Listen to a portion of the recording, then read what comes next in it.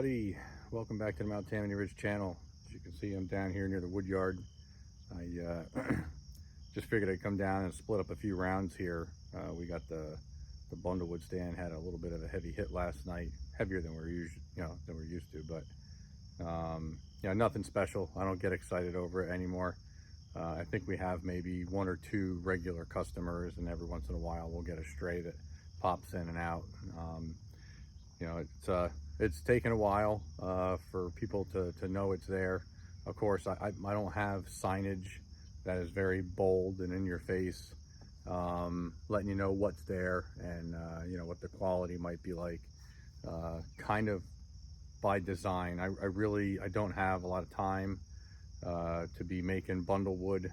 It's just pretty much me and Teresa making bundlewood, mainly me just processing firewood when it comes down to it. Every once in a while, you folks might see her in the in the videos, but her time is very limited too. So every once in a while, I can scrape up what's left of her and bring her down here to the Woodyard and have her be part of the whole YouTube thing. She does enjoy it. We went up to the Boonville event this past weekend and she had a blast. She really did enjoy herself. She made it clear, that she's excited about the Paul Bunyan show as well.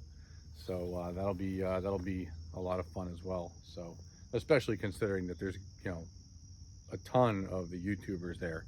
So basically, all the channels that we all know well via watching them on YouTube,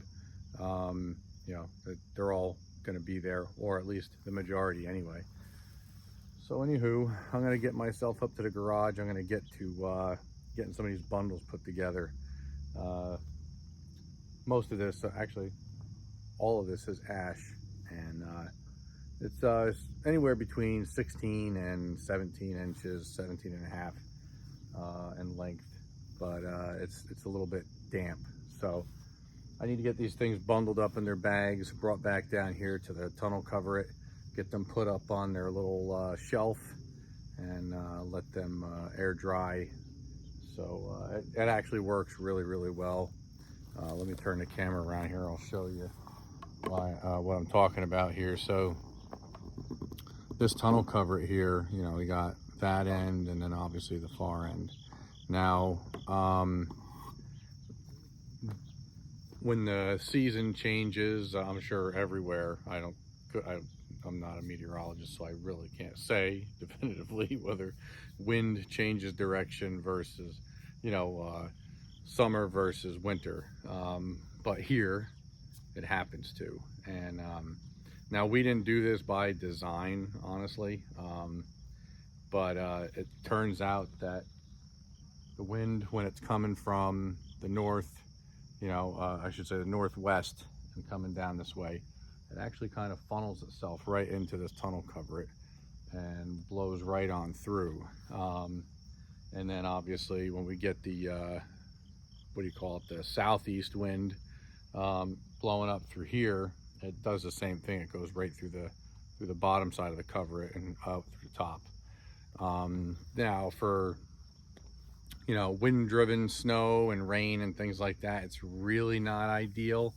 However, we have had issues in the past with the position of a cover building in the same location, and that is if we have the building turned too broadside to the wind, these things actually begin to bend and fail.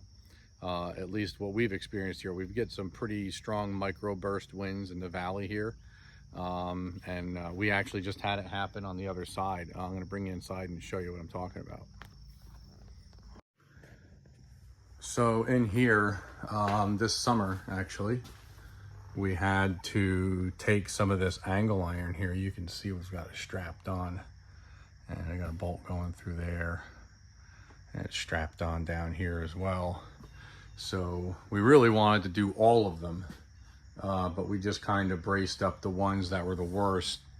You can actually probably see here how it's buckled. Usually that radius pipe there actually fits snug to the cover tarp.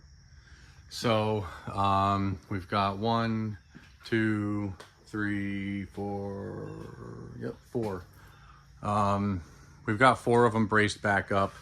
We were able to use my excavator. Actually, we drove my excavator in here, and what I did was I scooped the bucket all the way in, so just the back side of the bucket, the smooth part, was pushing up right there on that part of the metal, and I pushed outward as we were tightening those straps down.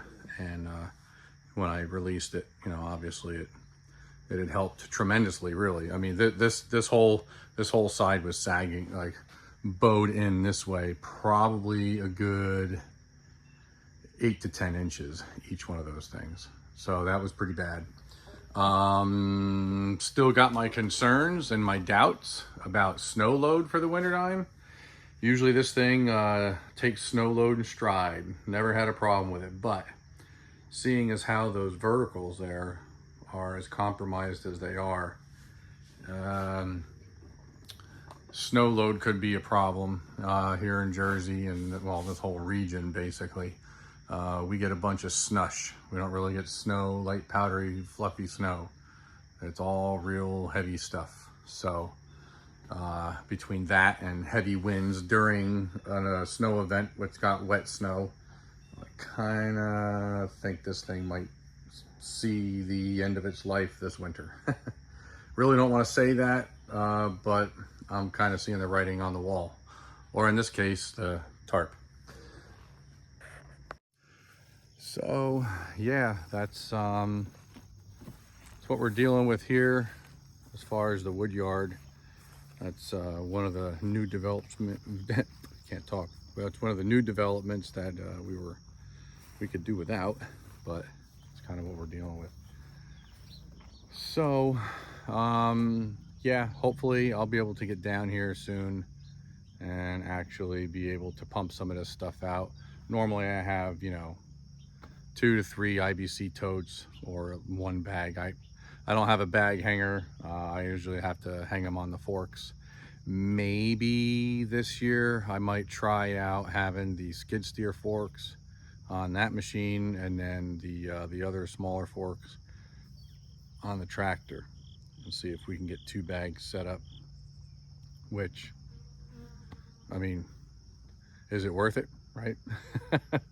I'm gonna have to break one down and drive it away anyway, so I might as well, when I come back, set it up. But we'll have to see. I don't know. I'm kind of on the fence about that, but I'm gonna stop yammering. You guys have yourselves a good evening, and if you like the content you see here in Mount Tammany Ridge, hit that like button, subscribe, share with your friends. I'll see you guys in the next video.